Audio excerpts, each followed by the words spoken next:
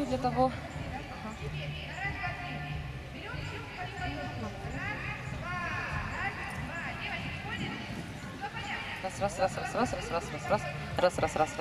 Раз.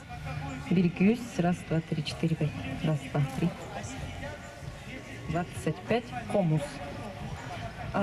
Есть среди вас умеющие играть на инструменте? Нет, я не умею играть.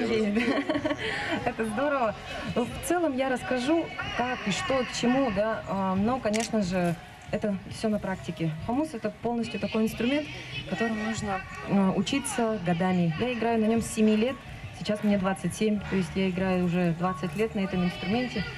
И я не считаю, что достигла самого высокого мастерства, которое можно достичь, потому что он вроде такой простой, маленький, металлический, что с него взять, да? Но в нем очень много тайн, много секретов, и хомус удивительно сочетается со всеми стилями и направлениями музыки, которые вы сегодня можете также услышать вечером на большом концерте. Приходите, будем рады. Ну а сейчас разрешите для того, чтобы начать наш мастер-класс, даже можно сказать не мастер-класс, а просто наше общение, нашу встречу звуками хомуса. Я покажу основные приемы, я исполню композицию. Вы можете расслабиться, закрыть глаза, полностью погрузиться в звуки хомуса. И потом я уже по полочкам, можно сказать, расскажу, как эти звуки на самом деле, в принципе, просто извлекаются. Можно немножко добавить холл, там, дилей, если есть эффект.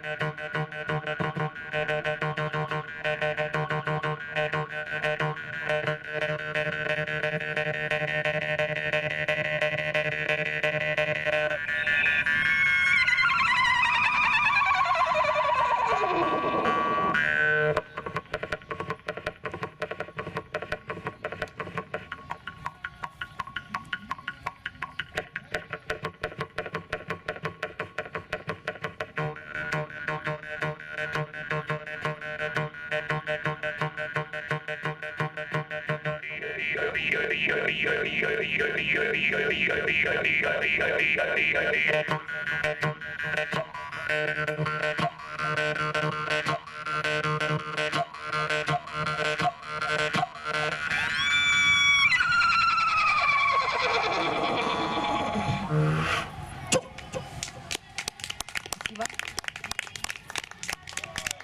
Ну вот, в принципе, в этой композиции заключены основные приемы игры на хамусе. И теперь мы прямо по ходу дела... Можно убрать эффект, ребята. Холл или дилей уберите, эхо. Вот, сейчас я расскажу, значит, с чего все начиналось, да?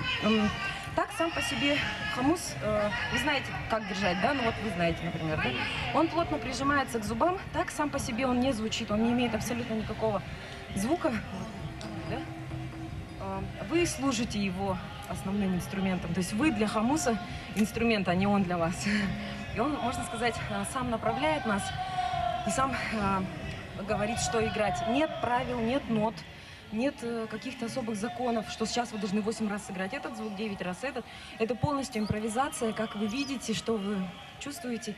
И самый большой секрет в музыке игры на хамусе, который я раскрываю всем, не жалея, это важно видеть то, что вы играете. Если вы видите это внутри себя, допустим, как вспорхнули крылья птиц, да, вот как она набирает скорость, вот этот звук, да? То есть вот эти вот взмахи быстрые, как отрывается от воды, допустим, гусь. Я это вижу, и люди тогда это тоже слышат. И если просто играть набор звуков, какие-то буквы, человек не понимает, о чем эта композиция. Особенно если композиция не ритмичная, а такая вот фантазийная, да, тогда человеку сложно вникнуть. Поэтому на будущий совет, как вы будете играть, представляйте то, что вы играете. Представляете ветер, играйте ветер. И не задумывайтесь о том, как его сыграть. Просто вы должны это почувствовать внутри. Значит, начнем с самого начала.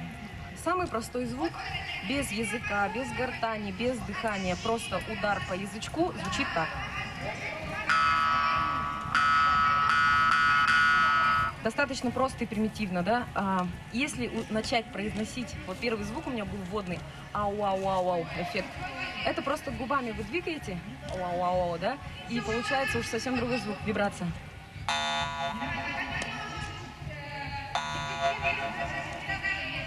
То есть видите, как мы с помощью одних губ изменили это звучание. И обычно эти звуки, они используются для начала, вводные такие, как типа жили-были давным-давно, да, и у нас в Якутии говорят былыр-былыр-гытан, и обычно все композиции начинают с этой настройки.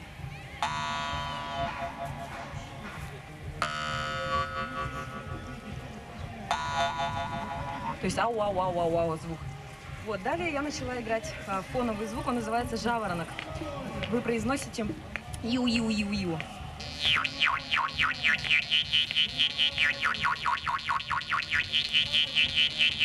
То есть ничего сложного, сверхъестественного. Просто простым движением языка мы абсолютно меняем звучание хамуса. Это называется прием жаворонок.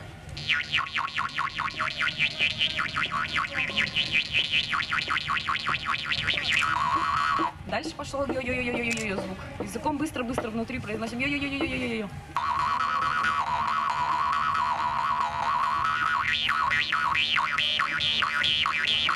И-ё-ё, и-ё-ё, и-ё-ё.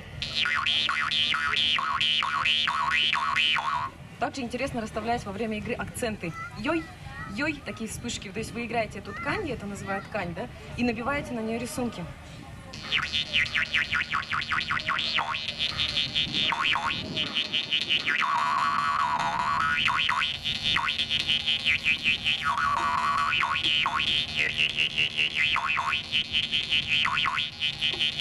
Во время исполнения игры на хамусе дышать нужно носом, чтобы не было помех в звуке. Потому что я сейчас начну дышать, если ртом, вы услышите, как будет меняться звук. Это уже не жаворонок, это уже слон. Да? Поэтому нужно в этот момент дышать носом, не пропуская никакого воздуха через деки хамуса.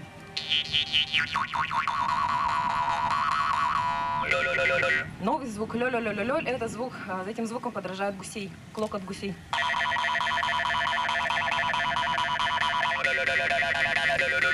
То есть ваша гортань работает так, как будто вы поете или говорите, но немая, без голоса. Вместо вашего голоса, вместо ваших связок работает хамус, то есть это ваши металлические связки.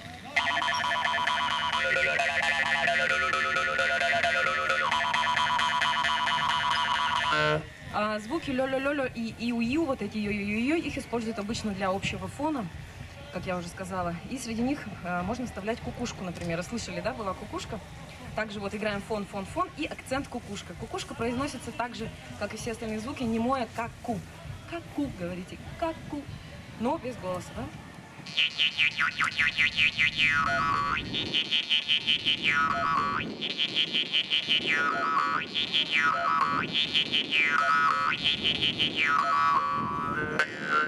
То есть это достаточно просто, но также дышать нельзя. Во время всех эффектов нельзя дышать горлом. То есть не пропускаем воздух через рот ни в коем случае. Нос открываем. Вот я расскажу дальше, когда у нас нужно будет дышать через рот. Вот. Потом звук ко-ко-ко-ко-ко, да? Как будто вы вот отхаркиваете, да?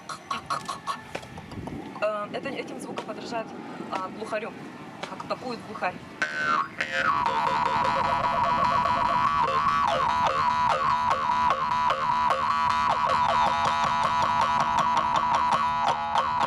Вот такой звук интересный. В принципе, эти звуки можно искать и самому придумывать, и называть их как хотите. Допустим, вот эти многие звуки, они придуманы названием мной, да? Ну, так проще обучать, допустим, во время занятий. И когда вы совмещаете все эти звуки, уже получается целая композиция, допустим, про птиц, да? Сейчас мы это все склеим.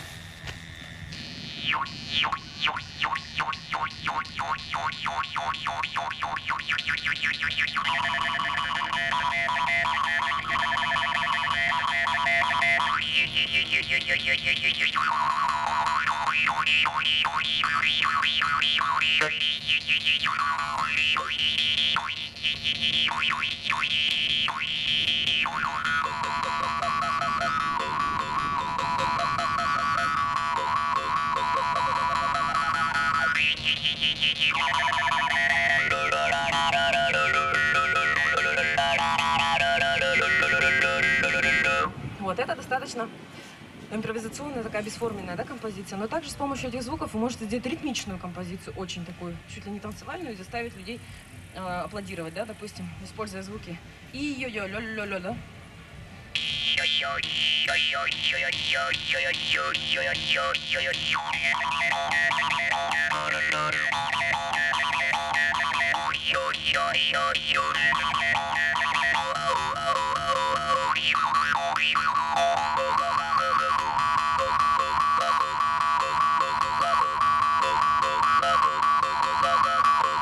То есть это полностью на ваше усмотрение, на ваша импровизация.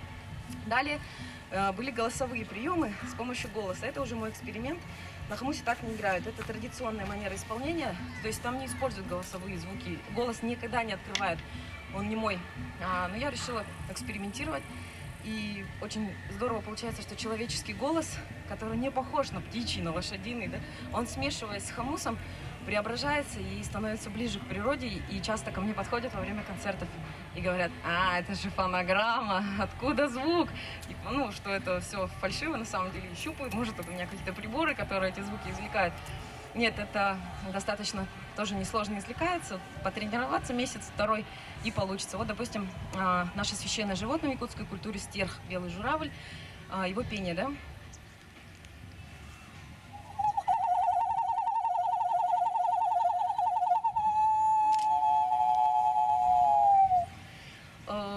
Смешивая с хамусом, это получается еще интереснее.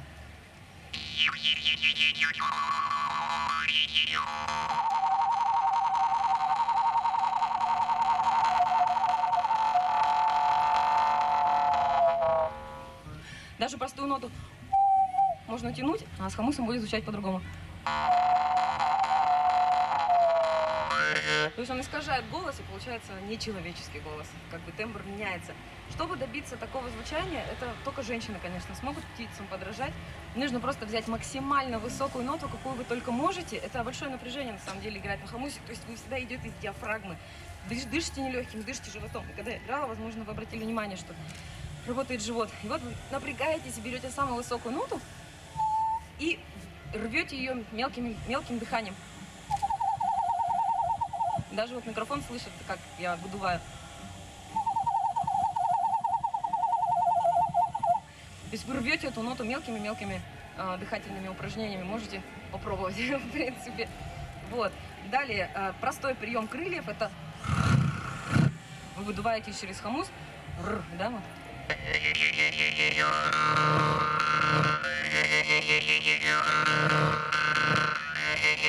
Также простой прием изобразить птицу. Это на высокой ноте сказать вместе с хамусом.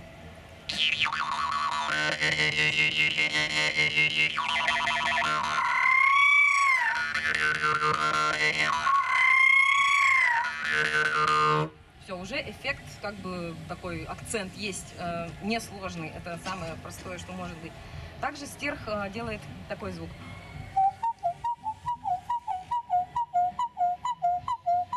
Как бы такует.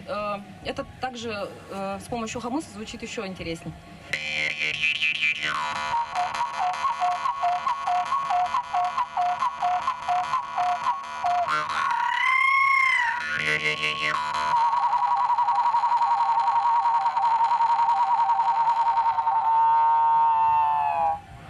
То есть, да, достаточно интересное звучание именно вот придает хамус.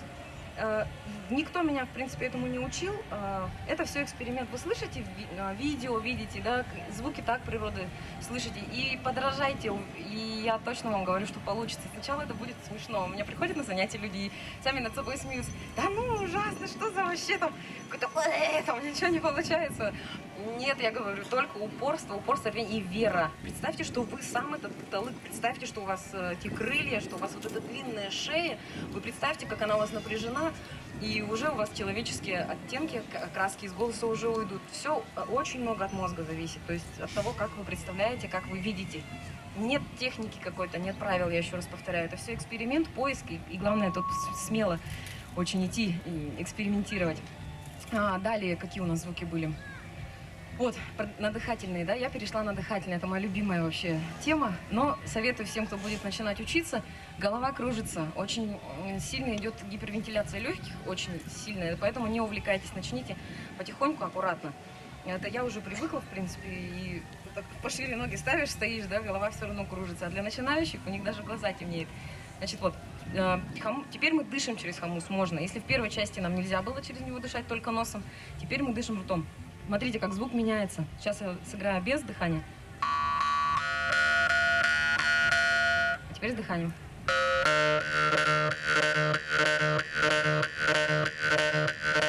И насколько мощнее становится звучание. И вот обратите внимание, что я дышу диафрагмой. То есть, если вы будете дышать легкими, вы просто замучаетесь дергать плечами, само придет. Хамус, он сам подразумевает, что вы будете дышать животом. Не напрягайтесь и не думайте, как это дышать животом, да? Если мы будем думать вообще о том, как дышать, мы не разучимся дышать. Поэтому занимайтесь, играйте, и у вас живот сам начнет работать. Хамус, он вообще подразумевает дыхание через живот. Вот, значит, это просто вдохи и выдохи ритмичные. Получается первый удар без дыхания, потом идет вдох-выдох.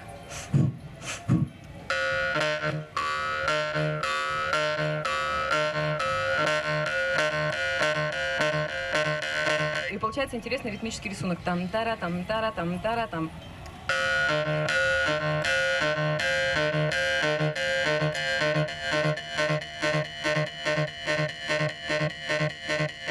И даже прорывается голос немножко.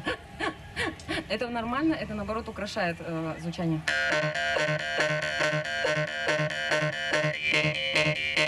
Это этот звук можно как на А, на О, на Э произносить, на любой, как душе угодно.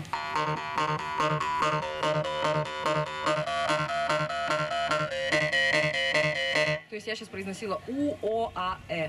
То есть совершенно уже различное звучание. Также для начинающих мой тоже совет, когда хотите сделать ритмический рисунок на хомусе, делайте его с помощью резких выдохов.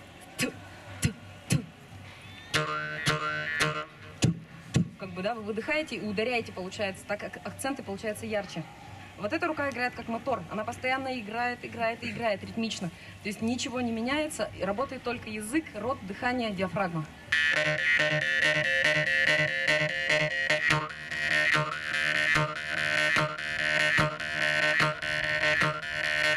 Вот на первую долю, да, я ударяю.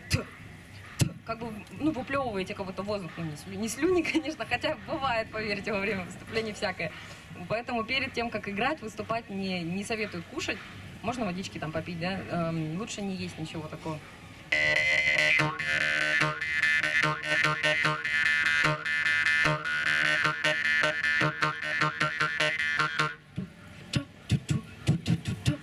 То есть все, я придумала себе ритмический рисунок и накладываю его на мотор, да, вот это моторчик. Получается буква Т, я вдыхаю и выдыхаю на нее.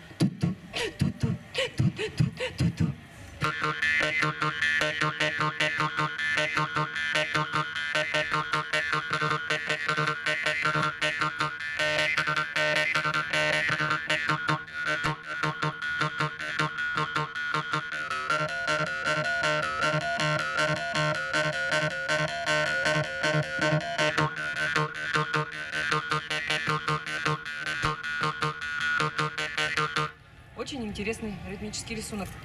И он может быть беспредельно, совершенно разным. Это все зависит только от вас. Что вы придумаете, что вы слышите, какое у вас настроение. Там у вас веселое настроение, вы хотите скачки изобразить, топот копыт или бег борцов, там, состязание какое-то. И вам непременно понадобятся именно дыхательные упражнения, именно вот такие резкие акценты. И поэтому этот звук для энергичных композиций. А те звуки, которые я до этого показала, там лё-лё-лё, ко-ко-ко, иу-иу, они более для таких лиричных. Вот. Также вы слышали топот копыт, который я изобразила, да, в середине композиции.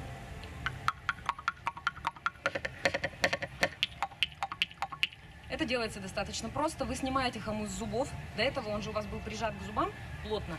Теперь вы напрягаете губы очень сильно и как бы из губ делаете чехол для зубов. То есть вы зубы обволакиваете собственными губами очень напряженно. То есть, может быть, это выглядит смешно, да, вот так. Не очень красиво, не похоже на Анджелину Джоли, но зато хороший звук. И прикладываете хомус, зажимая сзади язычок вторым пальцем. Вы зажимаете